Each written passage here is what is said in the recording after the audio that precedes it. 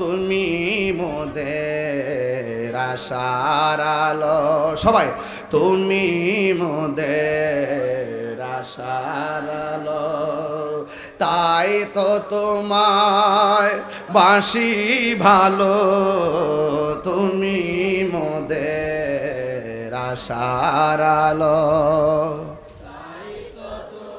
এ ছেলেরা হাত তুলো তো দেখি, পতাকা উড়াই দাও, পতাকা বানাই দাও, পতাকা। আহা তুমি মোদের আশার আলো, তাই তো তোমায় আর হৃদয় নামের ফুলদানিতে, হৃদয় না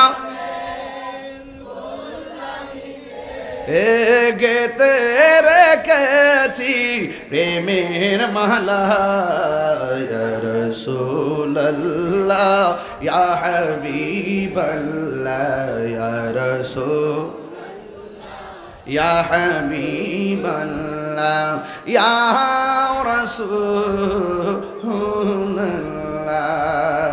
তুমি জীবন তুমি মরণ, আধার ঘরে তুমি আপন, তুমি জীবন তুমি মরণ, আধার ঘরে তুমি মোদের পাড়ের তরি, তুমি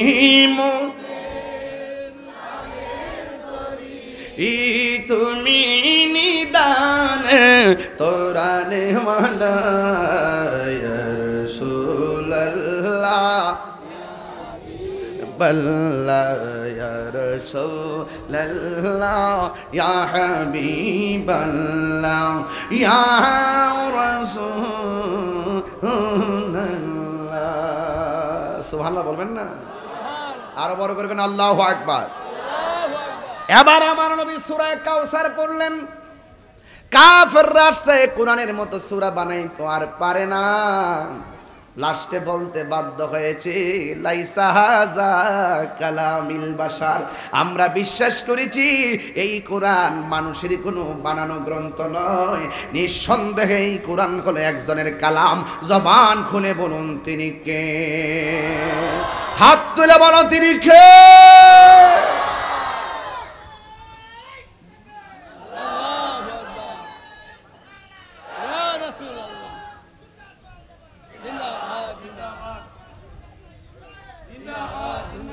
বোঝা গেল কোরআন বিদ্বেষীদের ইতিহাস হলো হেরে যাওয়ার ইতিহাস, কোরআন প্রেমিকদের ইতিহাস হলো বিজয়ের ইতিহাস। ১৫০০ বছর পরও উমেদনগর আজকে তাকায় দেখেন ছেলেরা এই কোরআনের প্রেমে কেমন উজ্জীবিত হয়ে কোরআনকে হৃদয়ে ধারণ করেছে। কথা বলেন ঠিক কিনা? অনেকে বলে অমুক সেলিব্রিটি, অনেকে বলে অমুক সেলিব্রিটি, অনেকে বলে অমুক সেলিব্রিটি। আমি বলি সবচাইতে বড় সেলিব্রিটি কোরআনে হাফেজ। হাত তুলে বলো ঠিক কিনা বলো। নারায়ে তাকবীর। আল কোরআনের আলো, কোরআন সুন্নাহর আলো, নূর নবীজির আলো, দ্বীন ইসলামের আলো, আহলে সুন্নাত ওয়াল জামাত জিন্দাবাদ জিন্দাবাদ। নারায়ে তাকবীর। দাঁড়াও, নারে রিসালাত কইছো না? আবার কো নারে রিসালাত কইছো না? নারে রিসালাত কো। নারায়ে রিসালাত। এটা বললে চলতো না।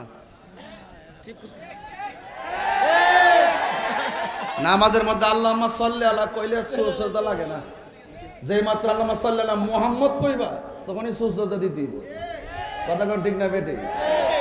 তুমি বাবা ভুল করে না বাবা, তার সামনে পড়ছো আন্দাজ পাইছো না। কথা কোন ঠিক না বেটে? আর একটা বিয়াদব দেখলাম মুজাফফর বিন মুহসিন আহলে হাদিসের এক খবিশ, সে বলতেছে কোরআনের মধ্যে যে রুকু আছে রুকু হইল বেদাত, এগুলা বলে উঠাইতে হবে। সে নাকি নতুন কোরআন লিখতেছে। আবার আজকে শুনতেছি লিখতেছে সূরা হাশরের ৩ আয়াত তেলাওয়াত করা বলে বেদাত। এরা যে বেদাত কারে কয়, বেদাতের সংজ্ঞা দেয় না দিয়ে আলি বেদাত বেদাত কয়। কয়েক সূরা হাশরের ৩ আয়াত পড়া নাকি বেদাত।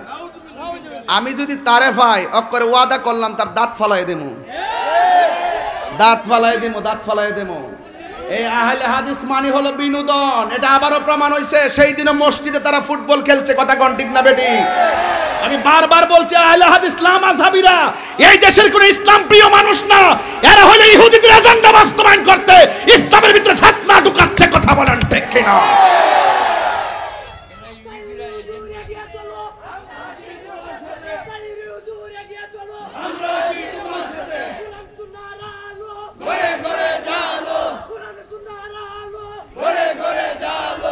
আল্লাহু আকবার কোন।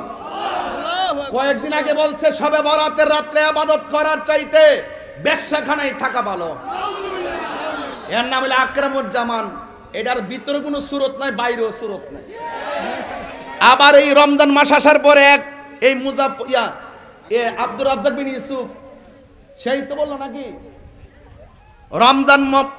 মুজাফর বিন মহসিন বলল লাইলাতুল কদর রাত্রে ইবাদত করার চাইতে মূর্তির পূজা করা ভালো।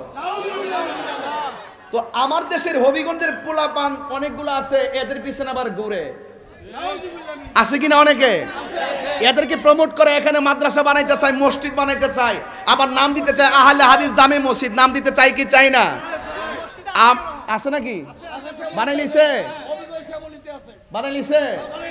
আচ্ছা, ওরা যদি কোনো মাসালা নিয়ে ওরা যা নিয়ে বিভক্তি করতে চায়, আমি তাহির হুজুর আসি তো এদের মসজিদে যাই কবেন যে তারাবি যে তোমরা 20 বলো, আমরা লোকে বসো। তোমরা যে বলো শবে বরাত বেদাত, আমরা লোকে বসো, আমরা প্রমাণ করবো শবে বরাত বেদাত না, এটা ইবাদতের রাত, কথা কোন ঠিক কিনা? লাইলাতুল কদরের রাত এটা বেদাতের রাত না, ইবাদতের রাত। সূরা হাসর তেলাওয়াত করা বেদাত নয়। সূরা হাসর যারা সকাল এবং সন্ধ্যা ফজরের পর মাগরিবের পর যারা তেলাওয়াত করবে 70,000 ফেরেশতা তাদের গুনাহ মাফ চাইতে থাকে, কথা বলেন ঠিক কিনা বলেন?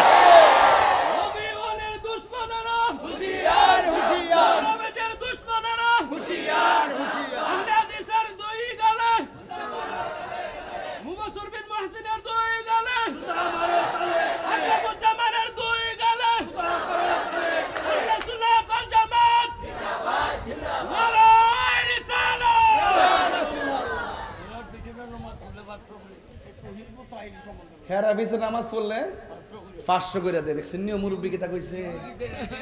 ইহুদিদের এজেন্ট বল এ দোসো এ বেড়াইত্রি বাচ্চা আছে দিক কই, বেশি বড় গলা কথা কইতারে না, ঠিক না বেটি? এদের সাথে আমরা তবে দিন শেষে এদের পতন হবে। কয়েকদিন আগে একটা আইছিল বস, অনলাইনে ডিবেট করতো, করে একদম মাথা নোয়া বিদায় হয়ে গেছে।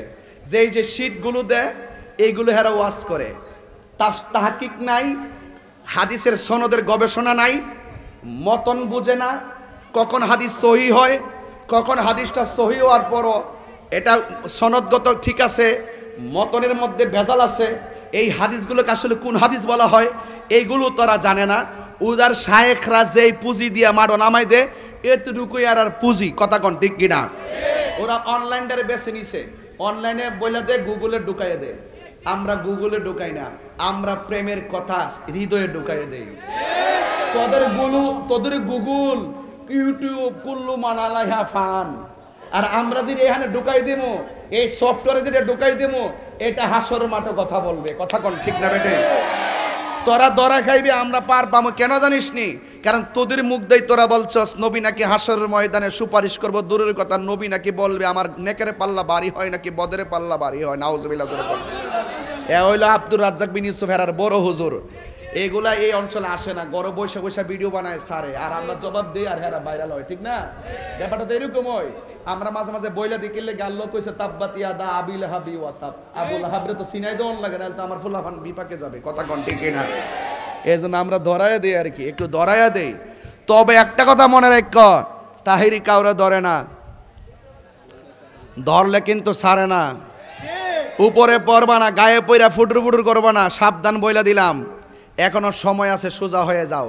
আমি মাননীয় প্রধানমন্ত্রীকে এবং আমাদের দায়িত্বশীল যারা নাই তো থাকলে তো কাজ হইতো, আরে আমরা মতন আরো 20-25টা লোক সংসদে গেলে তো কাফাই দিতে পারতাম, কথা কোন ঠিক না বেটে? প্রধানমন্ত্রী কত মায় গো অমায়, আপনি দেশটা ভাড়া দিন আর আমরা সাইরা দেন ধর্মটা ভাড়া দিতাম, সব দিরে এদের বিচার শুধুমাত্র এদের বিচার কিন্তু শবে বরাতের রাত্রে বাইরে না। আমরা ইবাদত করব শবে বরাতে বাইতুল মুকাররম, এরা ওই রাত্রিতে ভাত খাবে জেলের ভিতরে। কতক্ষণ ঠিক না বেটি? ঠিক আছে তো কথাটা?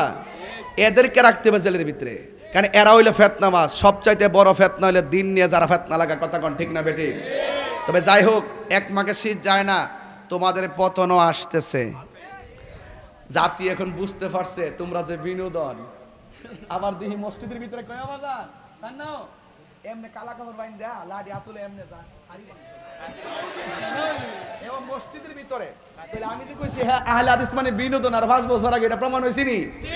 আবার ফুটবল খেলতেছে, নাউজুবিল্লাহ, এরা মসজিদে বানাইছে স্টেডিয়াম।